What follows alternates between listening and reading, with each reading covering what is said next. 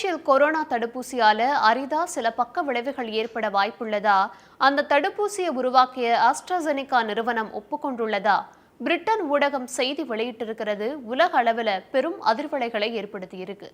Covishield தடுப்பூசியால அரிதா ரத்தம் உறைதல், blood platelet குறையிறது மாதிரியான பாதிப்புகள் ஏற்பட வாய்ப்பு இருக்கிறதா அந்த குறிப்பிட்ட நிறுவனம் சொல்லி இருக்கிறது தடுப்பூசி செலுத்திக் கொண்ட மக்கள் மத்தியில ஒருவிதமான அச்ச உணர்வை ஏற்படுத்தியிருக்கு. கொரோனா தடுப்பூசி விவகாரம், இந்தியாவில் கொரோனா தடுப்பூசி செலுத்திக் கொண்டவர்களின் எண்ணிக்கை என்ன, பாதிப்புகளை ஏற்படுத்துமா கோவிஷீல்டு தடுப்பூசி, மருத்துவர்கள் சொல்வது என்ன, இதையெல்லாம் தான் ஸ்பாட்லைட்ல பார்க்க போறோம். இந்தியாவில் 91% மேல மக்கள் கொரோனா தடுப்பூசியை செலுத்தி இருக்காங்க. இதுவரை இந்தியாவில் 220 கோடியே 68,66,572 கொரோனா தடுப்பூசி டோஸ்கள் செலுத்தப்பட்டிருக்கு. இதை தாண்டி 22 கோடியே 74,37,828 பூஸ்டர் டோஸ்கள் இந்தியாவில் போடப்பட்டிருக்கு.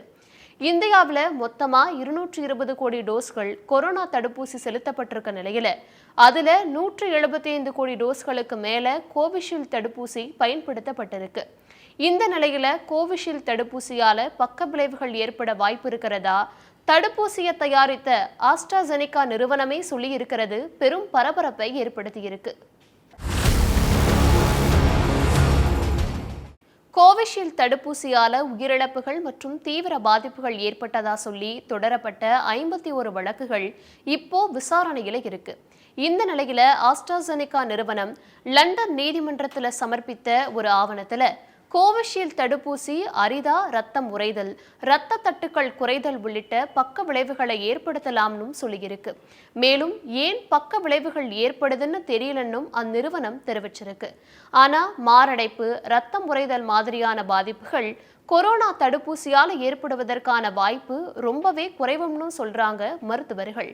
கொரோனா தடுப்பூசி நிறுவனமே பக்க விளைவுகள் வரும்னு சொல்லியிருக்கிறத தொடர்ந்து அதை பத்தி விசாரிக்கணும்னு உச்சநீதிமன்றத்தில் வழக்கும் தொடரப்பட்டிருக்கு.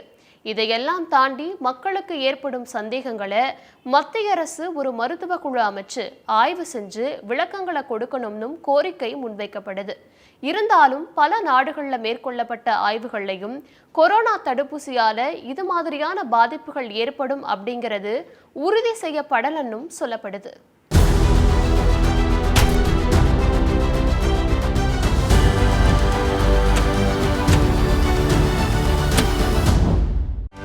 செய்திகளை உடனுக்குடனும் துல்லியமாகவும் தெரிந்து கொள்ள சப்ஸ்கிரைப் பண்ணுங்க.